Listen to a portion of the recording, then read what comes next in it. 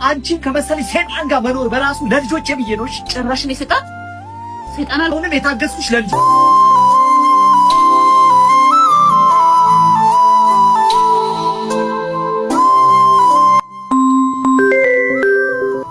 ሄሎ ሄሎ። አቤት። አስቤዛውን ይዘሽ እየመጣሽ ነው? 4,000 ብር ሰጥተህ አስቤዛ ትመኛለህ እንዴ? ምን ማለትሽ ነው? ለልጆቹ አስቤዛ ልገዛ ነው ብለሻል እንዴ? ብር ላክልኝ አልሽ? ሰውዬ ለታክሲም ባልበቃኝም እንኳን አስቤዛ ልገዛ። እያሾፍሽ ነው? ልጆቹ እዚህ ራበኝ እያሉ ነው። ቶሎ ነይ። ግባና ሰርተህ ስጣቸው። እንዴት ነው የምትናገሪው? እንዴትስ ብናገር? አንቺ ስርዓት ይኑርሽ እንጂ። ባይኖረኝስ? ኧረ እባክሽ ተከበሪ። አንቺ ክብር የለሽም እንዴ? እንደ ባል ያደርጋል እንዴ? ለልጆቼ ብዬ ነው እየታገስኩሽ ያለሁት። ምን? አንተም ባልሆነህ እኔን እንደዚህ ለመናገር በቃ ጭራሽ ጆሮዬ ላይ ስልክ።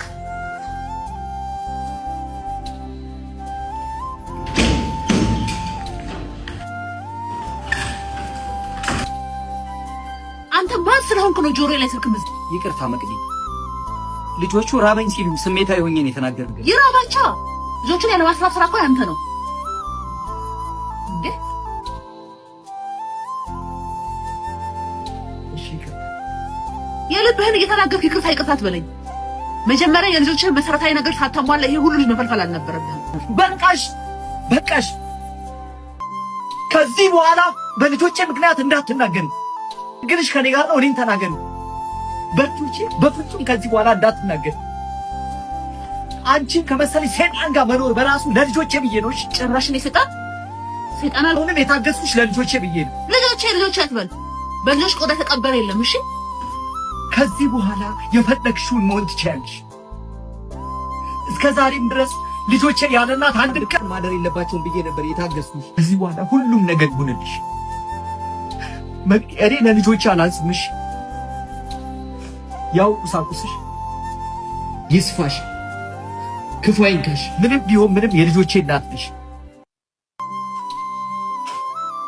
ምክንያቱም ከኔ ከአባታቸው በላይ አንቺ እናታቸውን ነገ ይፈልጋል።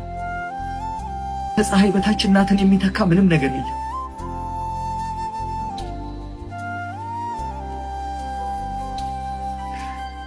አዝናለሁ መቅዲ።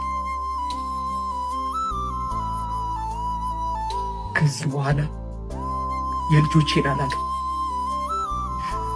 እኔ ግን ዓይንሽን ማየት አልፈልግም።